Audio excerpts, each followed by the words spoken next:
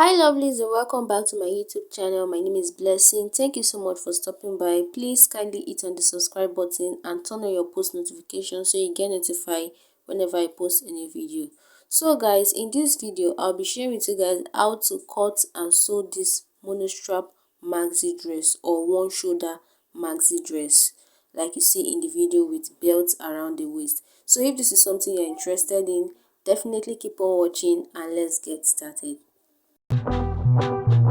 So guys, I have my fabric, my scissors, chalk, ruler and my tape rule.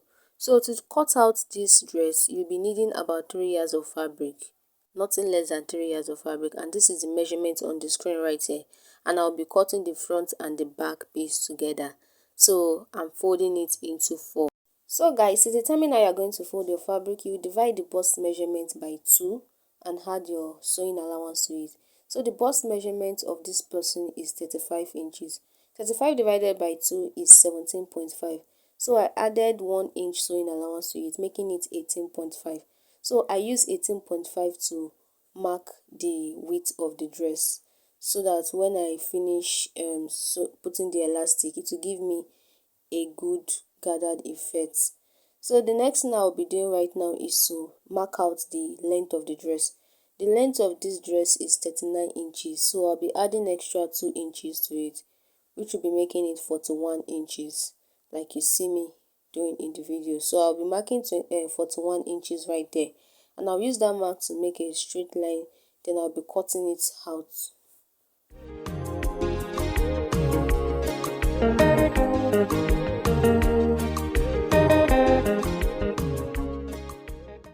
So guys, this is what I have after cutting it out. So I want this part with design to be at the down part of the dress, so I just flip it over, and I'll be taking my measurement from this part where there is no design.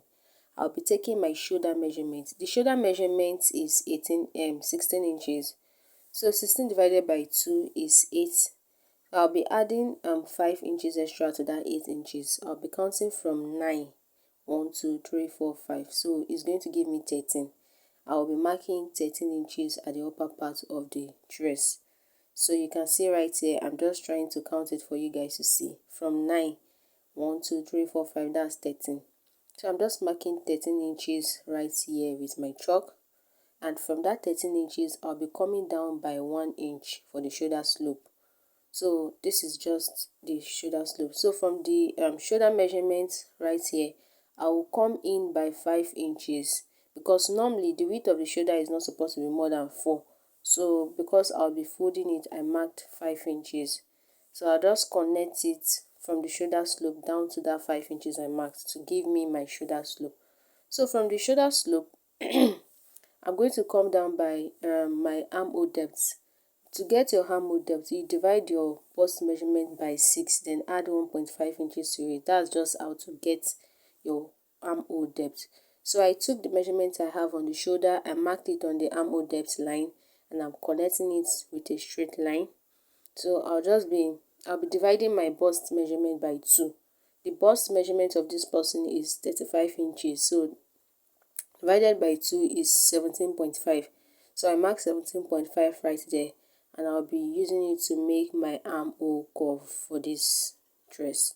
So this is the armhole curve right here.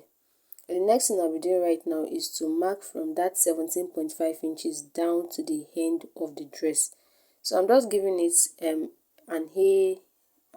slanted line to give it an A shape effect. I guess you can understand what I'm trying to explain. So the next thing I'm doing right now, I'm just going to the upper part of the dress, and I came down by 5 inches, and I'm marking a line from the beginning, from that folded edge down to the armhole line. So I just marked it. So the next thing I'll be doing right now is just to cut it out.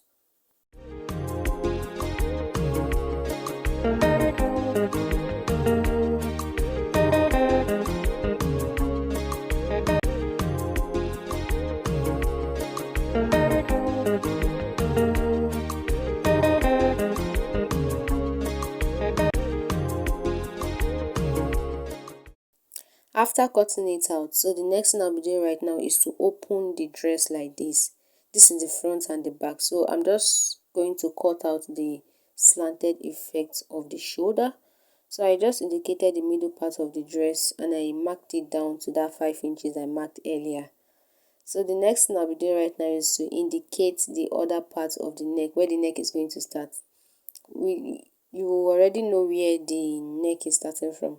So from this other shoulder part, I'm going to come down by 3.5 inches. Then I'll just be making a curved line down to that 3.5 inches I marked on the second armhole. So I'm just marking it with my chalk with a free hand. It's nothing serious. You don't need any particular measurement. So I'm just marking it right here to that 3.5 inches and I'll be cutting it out. So it's going to give me that slanted effect.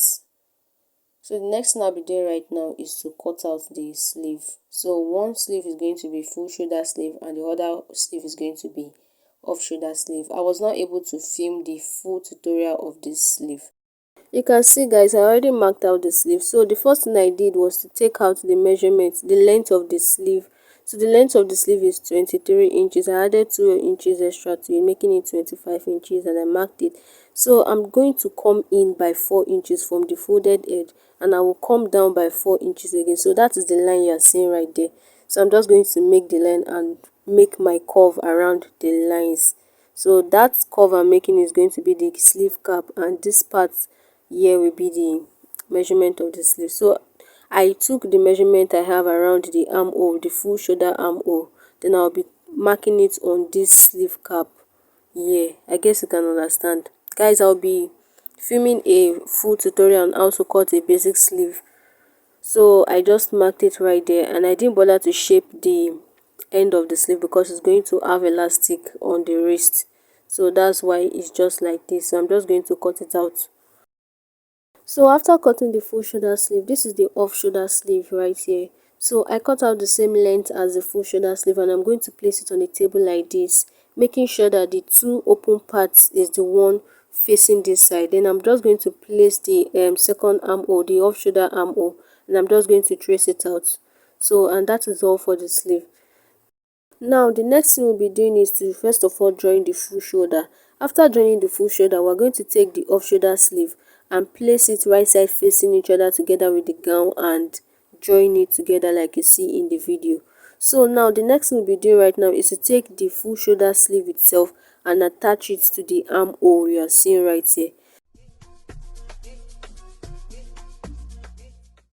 So guys, you can see that I've already made a belt for the dress and this is it on the table right here, and this is the dress here. I joined the shoulder and attached the two sleeves to it, so you can see how it is looking.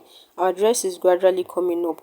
So now the next thing I'll be doing right now is to go to the sleeve area, the hem of the sleeve. I'll be creating a casing for the elastic to pass in right there, and I'll be folding it by 1 inch because I'll be using a 1-inch elastic to make the bob effect around the sleeve. So after creating the casing for the sleeve, I'm just going to place it right side facing each other like this. So I'll leave 1 inch after the casing and start my stitch from there. Then I'm going to just sew it down to the end of the dress. Then after doing that, I'll come to the neck area and fold it in by ½ inch to create a casing for the elastic there as well. I'm just going to bend it like you see in the video and sew it around, but I'm going to leave about 2 inches gap to pass in the elastics. I went ahead to iron the belt and you can see I've done the stitchings on the dress as well. I've inserted the elastic into the sleeves and the neck area. So guys, you can see the slanted effect. This is how yours should also be looking like. If you've gained anything in this video, please hit the subscribe button and like this video. And also put on your post notification. Thank you so much for watching guys. Bye.